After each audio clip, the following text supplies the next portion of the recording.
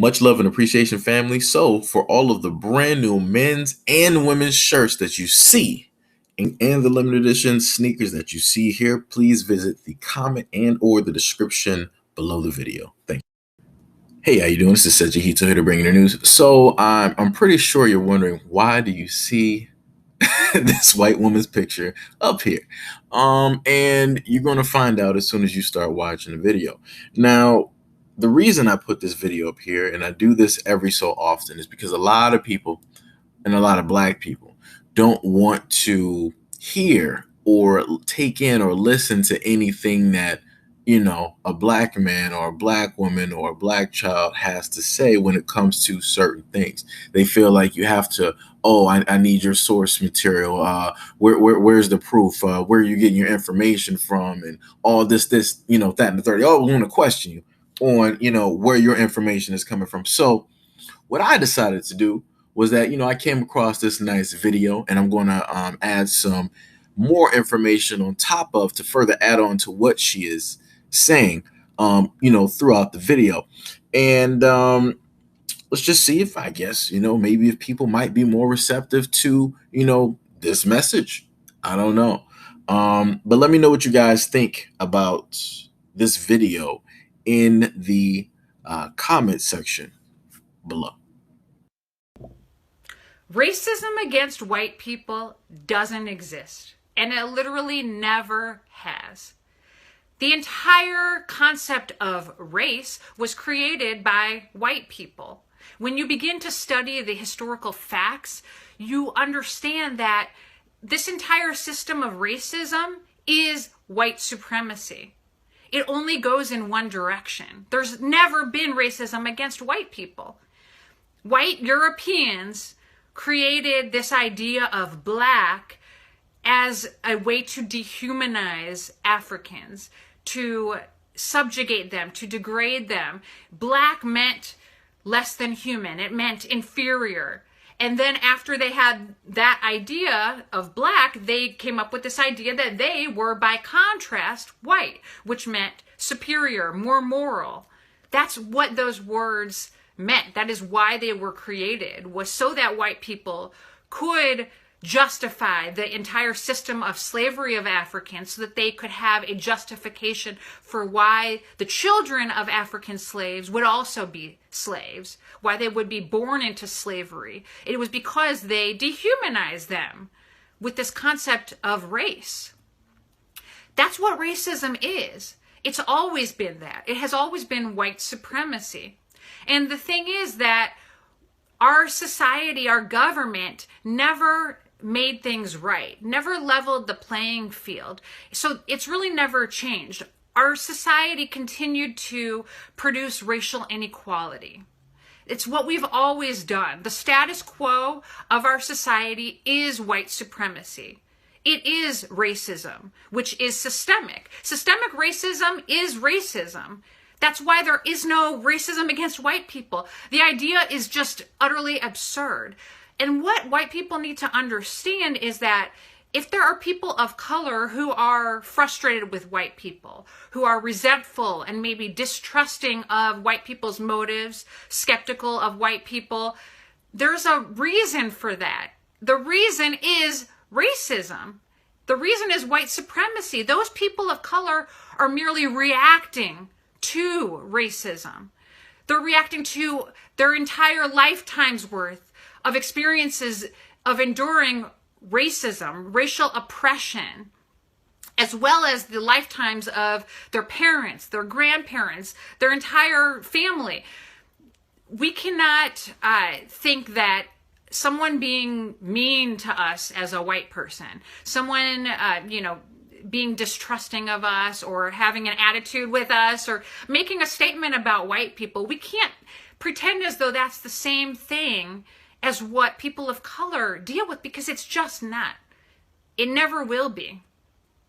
That's our hurt feelings are not oppression. Our discomfort is not oppression.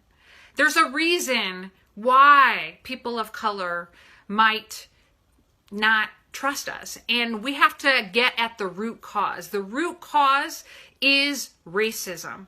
And so we need to speak up. We need to raise consciousness about our biases. The more we begin to understand that all white people are racist, the better off we'll be. And this includes me.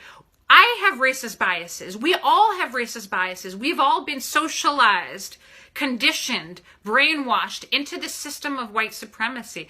It is undeniable. All of us. This is the underlying structural foundation of our society.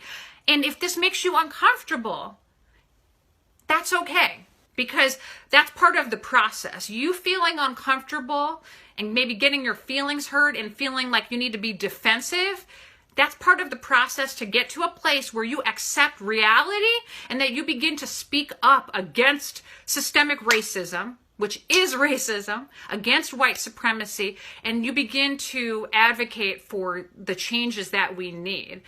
Because again, our government has never made it right. White people created racism, created this inequality, and we've never changed it. We continue to perpetuate this status quo of racial inequality, of racist oppression, of traumatizing people of color. And we continue to invalidate and dismiss them and their experiences with oppression, with discrimination, with brutality, with abuse. This is a reality.